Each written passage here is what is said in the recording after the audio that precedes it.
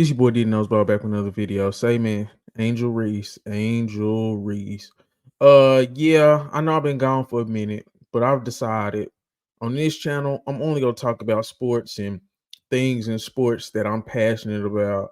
And I ain't been really too much passionate about a lot of things lately. But Angel Reese, Caitlin Clark, women's college basketball, and the future of the WNBA has been on my mind a lot. I'm just gonna keep it a book. It's been on my mind a lot. And Angel Reese, I've been thinking about her a lot because she just came off a loss. Her and LSU lost to Caitlin Clark in Iowa in the Elite Eight in the Women's March Madness tournament. And it's been a lot of discourse around her and her gender, her ethnicity, and the same thing with Caitlin Clark. And everybody makes it a white black thing. So I just wanted to paint the picture from my perspective. You have Caitlin Clark, who, in my opinion, is the greatest women's basketball talent that I've ever seen with my own two eyes.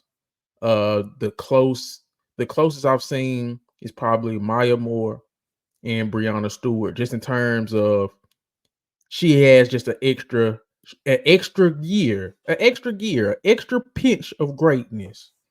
You could say Asia Wilson has that as well, but when I look at Caitlin Clark, I just think she's special. The thing she's doing for the sport because of her individual talent, it's just special, man. It's like Magic Johnson and Larry Bird rolled into one person, and it's creating a ripple effect. It's a lot of people that's going to get a lot of money because of Caitlin Clark and Angel Reese. Let's just keep it a book.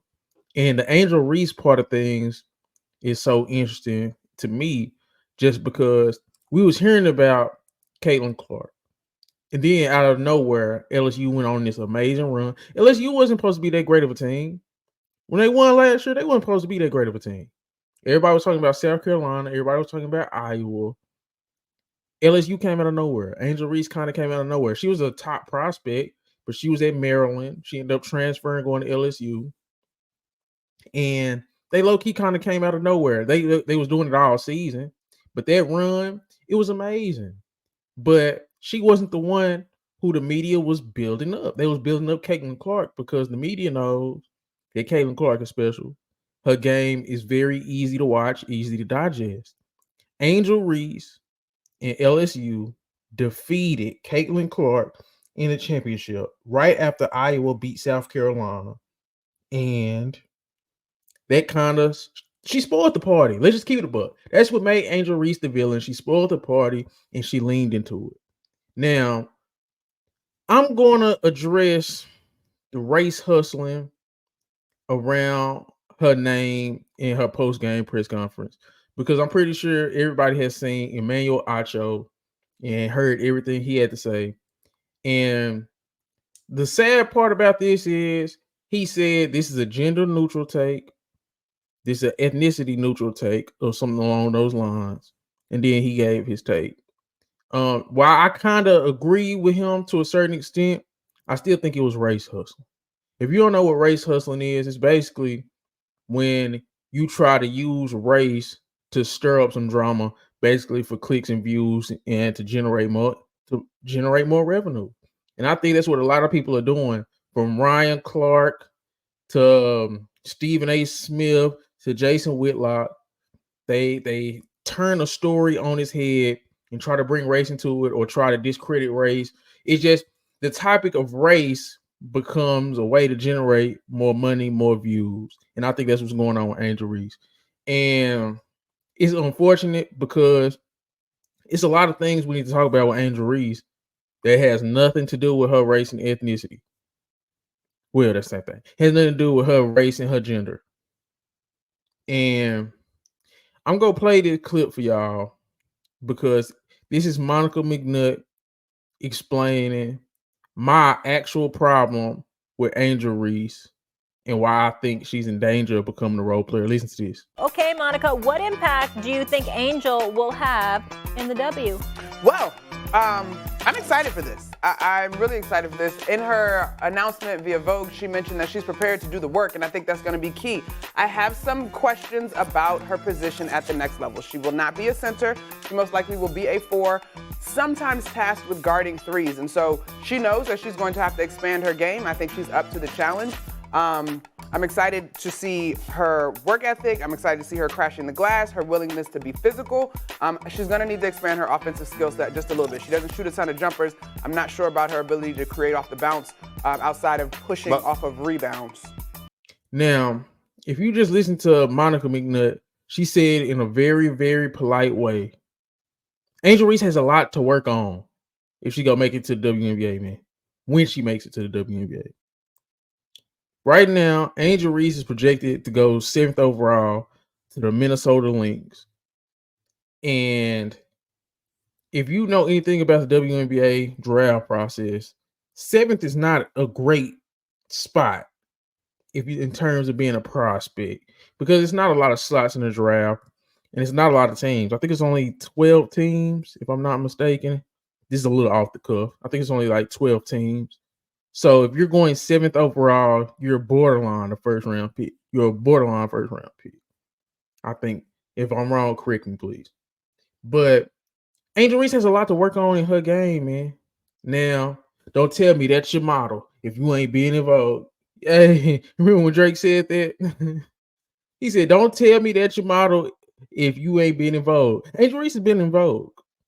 So one thing that tells me is she has other things she can do outside of playing basketball. She even said it on the Breakfast Club. She doesn't need the WNBA to have a career. I think her problem is focusing on basketball. Because the difference between Caitlin Clark and Angel Reese, in my opinion, Angel Reese didn't get better. She didn't get better. Let's just keep it a buck, y'all. She has to work on her game. And I'm tired of people not seeing it. She has to work on her game. In 22-23, she averaged 23 points and 15 rebounds, man. She shot almost 53% from the field. You know what she averaged in 23-24 this last season with a better team? She averaged 19 points, 13 rebounds on 47%. She basically regressed in everything. She regressed in everything. And when you're playing basketball and you got people like a Caitlin Clark that's on your trails, because I get it. Angel Reese is the champion. She earned that. Her and her team, they earned that. Champions.